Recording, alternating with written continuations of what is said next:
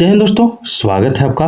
आज के TET class में हम लोग पढ़ने वाले हैं JCERT की पाठ्य पुस्तक से 52 ऑब्जेक्टिव क्वेश्चन जो आपकी पेपर 2 की परीक्षा के लिए, सामाजिक विज्ञान की परीक्षा के लिए बहुत ही इम्पोर्टेंट होने वाली है। तो चलिए स्टार्ट करते हैं। पहला सवाल है कि भारत कौन से गोलार्ध में स्थित है? भारत कौन से गोलार्ध में स्थित है? उत्तर पूर्वी गोलार्ध, दक्षिणी गोलार्ध, पश्चिमी गोलार्ध या उपरोक्त सभी? तो देखिए, भारत जो है उत्तर पूर्वी गोलार्ध में स्थित है। कहाँ स्थित है? उत्तर पूर्वी गोलार्ध में। दूसरा है, भारत का अक्षांश विस्तार कितना है? तो देखिए, इसका आंसर होगा 8 डिग्री 4 मिनट उत्तरी अक्षांश से 37 डिग्री 6 मिनट उत्तरी अक्षांश तक। ठीक है, कितना है? 8 डिग्री 4 मिनट उत्तरी अक्षांश से 37 डिग्री 6 मिनट उत्तरी अक्षांश तक याद रखिएगा। दूसरा देखिए, भारत का देशांतरीय विस्तार कितना है? भारत का देशांतरीय विस्तार कितना है? तो देखिए, इसका राइट आंसर होगा ऑप्शन बी, 68 डिग्री 7 मिनट पूर्व से 97 डिग्री 25 मिनट पूर्वी देशांतर तक। अगला सवाल देखिए, कर्क रेखा कितने डिग्री अक्षांश से गुजरती है? कर्क रेखा कितने डिग्री अक्षांश से गुजरती है? तो कर्क रेखा 23.5 डिग्री उत्तरी अक्षांश से गुजरती है। ठीक है, 23.1/2 डिग्री उत्तरी अक्षांश से गुजरती है, या 23 डिग्री 30 मिनट उत्तरी अक्षांश से गुजरती है। इसको इस तरह भी बोल सकते हैं। अगला है, कर्क रेखा भारत के कितने राज्यों से होकर गुजरती है? तो देखिए, कर्क रेखा भारत के 8 राज्यों से होकर गुजरती है। 8 राज्य से। कौन कौन से राज्य? आइए यहाँ पे देखते हैं। यहाँ पे आप देख सकते हैं, गुजरात, राजस्थान, मध्य प्रदेश, छत्तीसगढ़, झारखंड, पश्चिम बंगाल, त्रिपुरा और मिजोरम ऐसे राज्य हैं जिनमें से कर्क रेखा गुजरती है। चलिए आगे देखते हैं।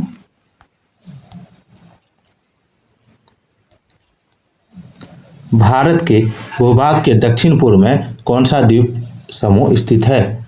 भारत के भूभाग के दक्षिण पूर्व में कौन सा द्वीप समूह स्थित है?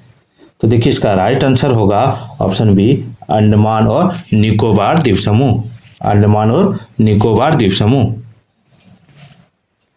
आगे, भारत के दक्षिण पश्चिम में कौन सा द्वीप समूह है? एक मिनट। भारत के दक्षिण पश्चिम में कौन सा द्वीप समूह है? तो इसका आंसर होगा लक्षद्वीप समूह। लक्षद्वीप समूह। चलिए, अंडमान और निकोबार द्वीप समूह कहाँ स्थित है? अंडमान और निकोबार द्वीप समूह कहाँ स्थित है? तो बंगाल की खाड़ी में।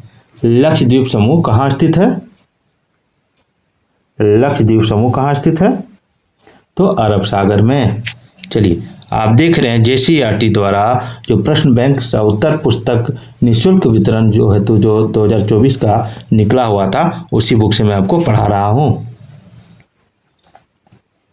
अगला, भारत का दक्षिणी बिंदु कहाँ स्थित है? भारत का दक्षिणी बिंदु। तो देखिए, भारत का दक्षिणी बिंदु इंदिरा पॉइंट है, जो 2004 के सुनामी में अभी डूब गई है, याद रखिएगा।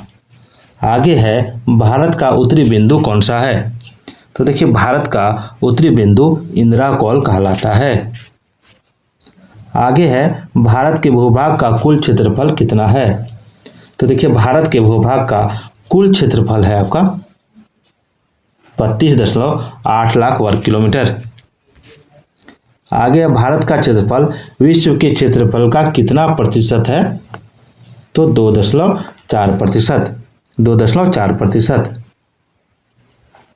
भारत विश्व का देश बड़ा देश है। तो देखिए, भारत विश्व का 7वां सबसे बड़ा देश है। कौन है? 7वां सबसे बड़ा देश, याद रखिएगा। आगे, भारत की स्थलीय सीमा रेखा कितनी है? भारत की स्थलीय सीमा रेखा कितनी है? तो इसका आंसर होगा 15,200 किलोमीटर। आगे, भारत की समुद्री तट रेखा कितना है?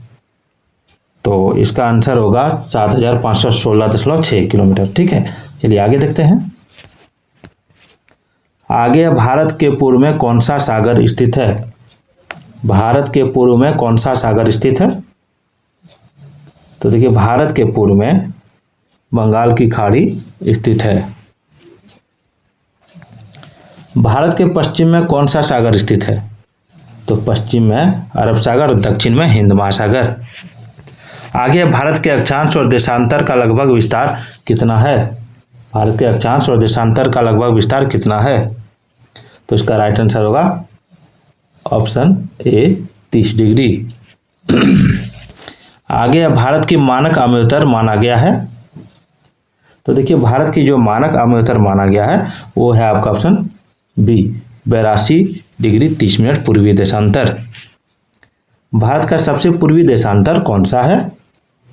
तो भारत का सबसे पूर्वी देशांतर है 97 डिग्री 25 मिनट पश्चिमी देशांतर। चलिए अगला सवाल है, भारत का सबसे पश्चिमी देशांतर कौन सा है?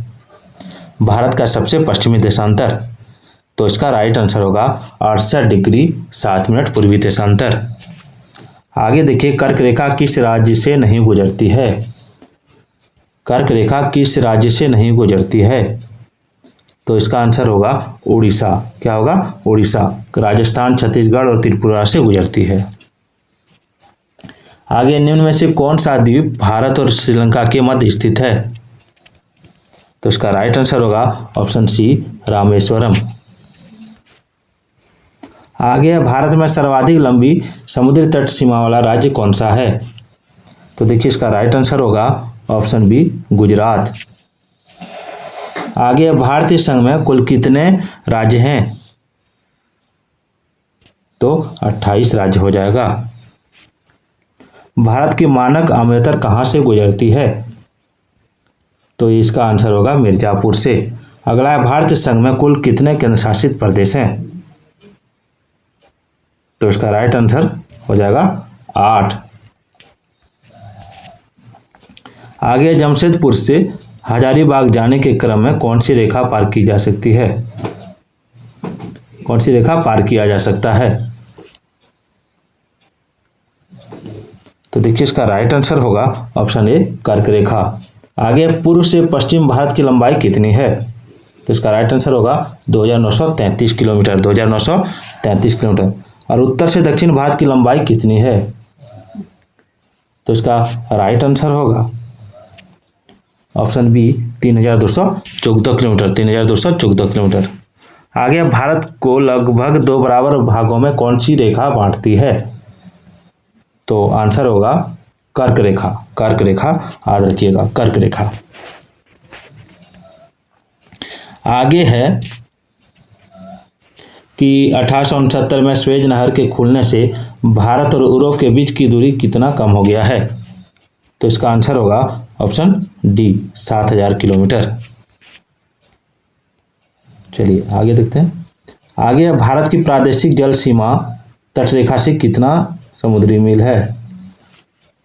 तो देखिए इसका राइट आंसर होगा ऑप्शन सी 12 समुद्री मील।